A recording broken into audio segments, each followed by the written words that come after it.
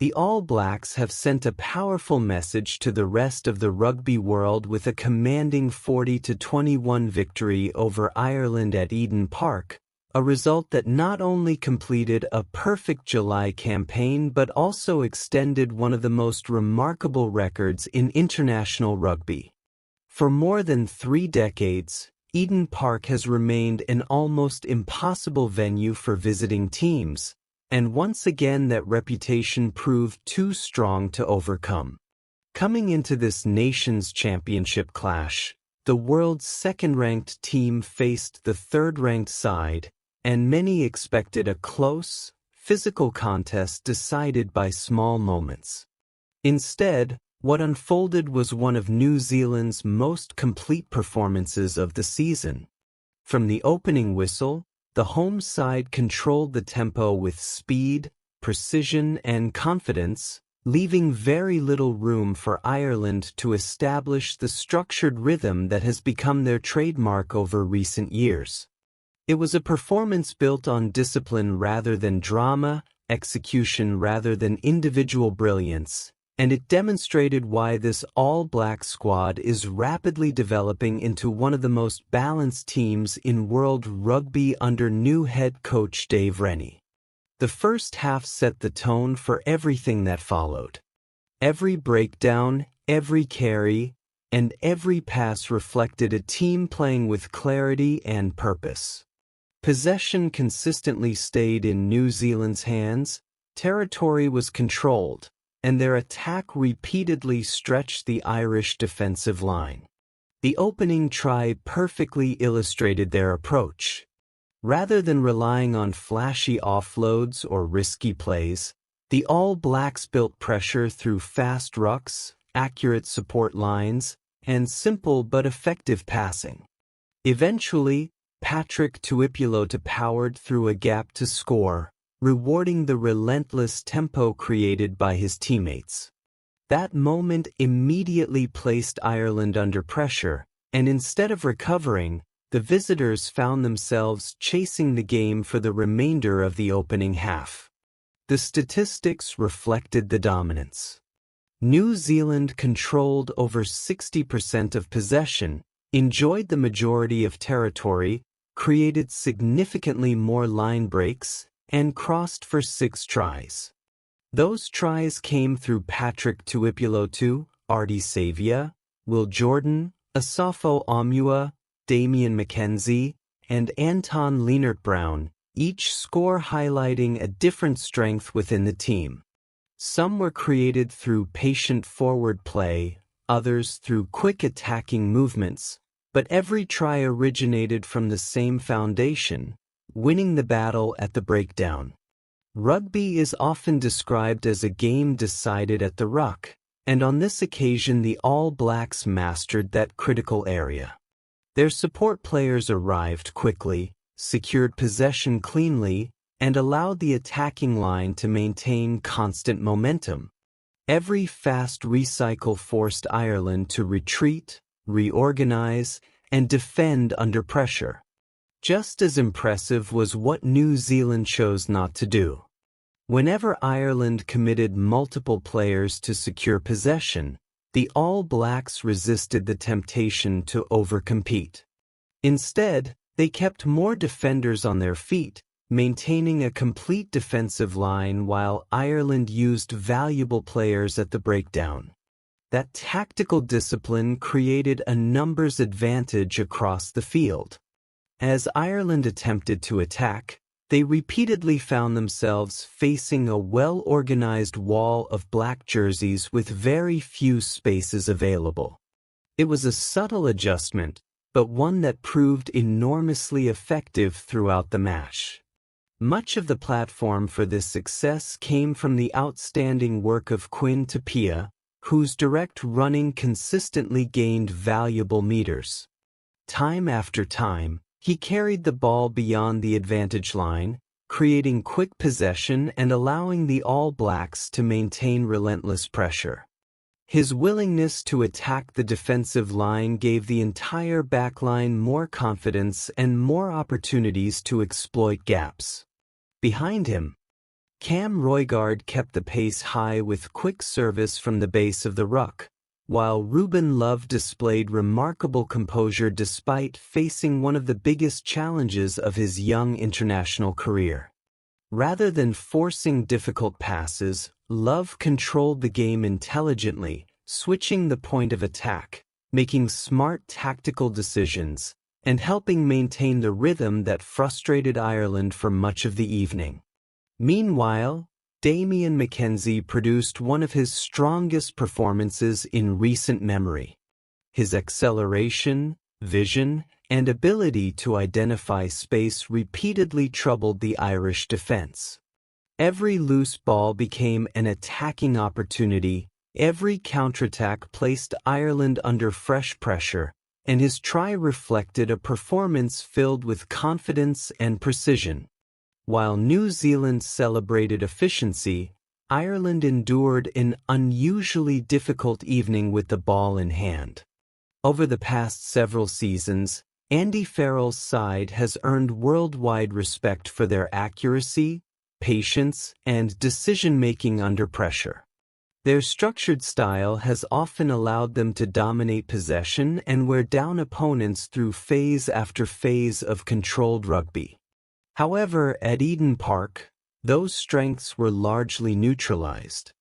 Ireland conceded far too many turnovers, and several mistakes arrived without significant pressure from the opposition.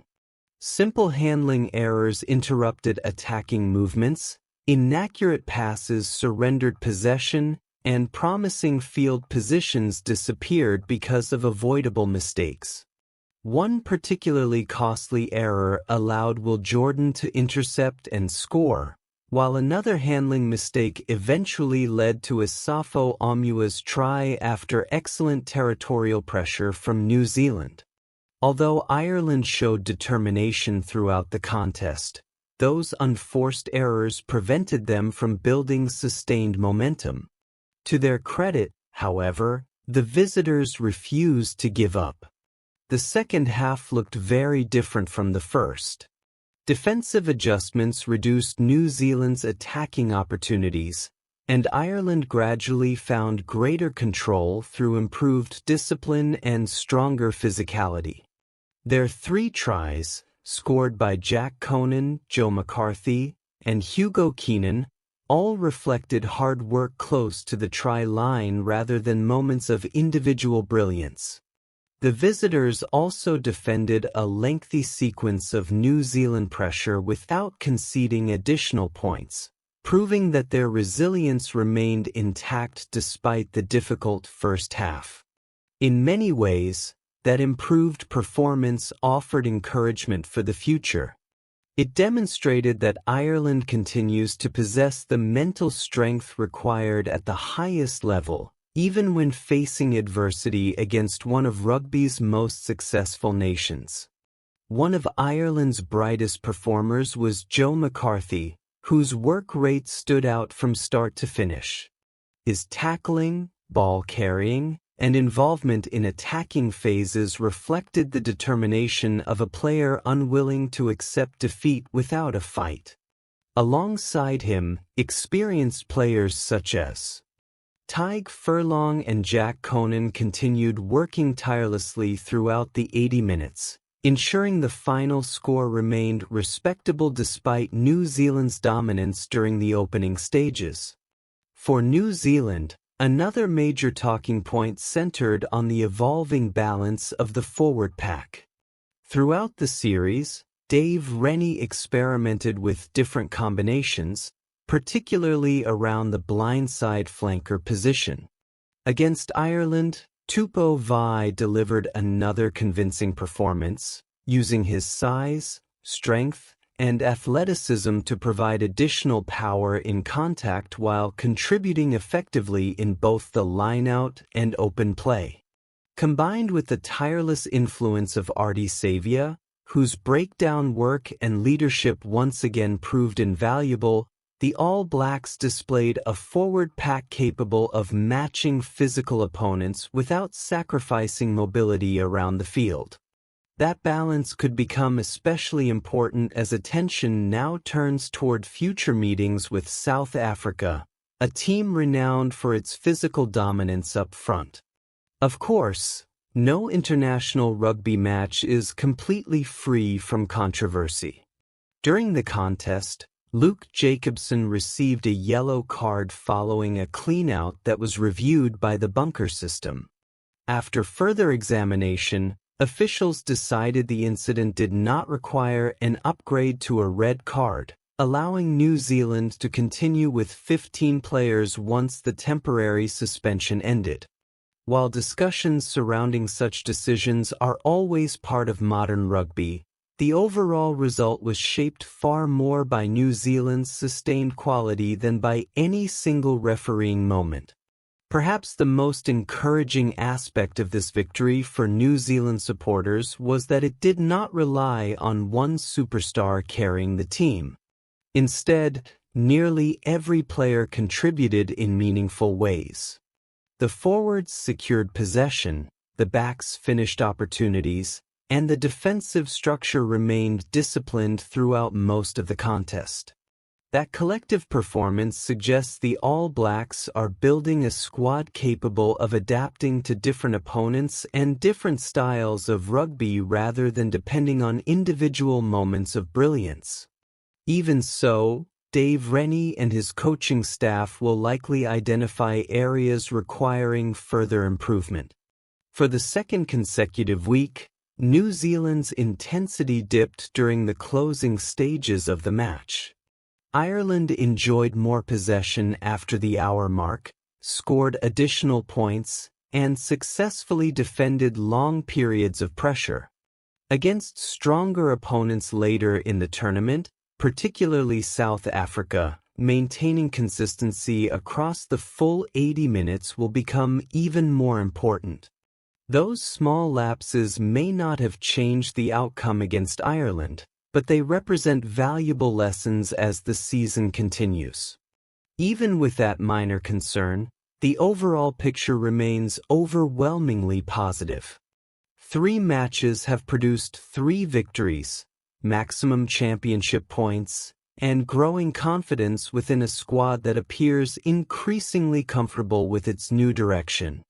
Eden Park remains an extraordinary fortress, now stretching its unbeaten international record beyond 50 consecutive Test matches, reinforcing its reputation as one of rugby's most intimidating venues. Every visiting nation arrives believing it can make history, yet year after year the All Blacks continue protecting their home ground through disciplined, high-quality performances. This latest victory was another reminder of why New Zealand remains one of rugby's traditional powerhouses.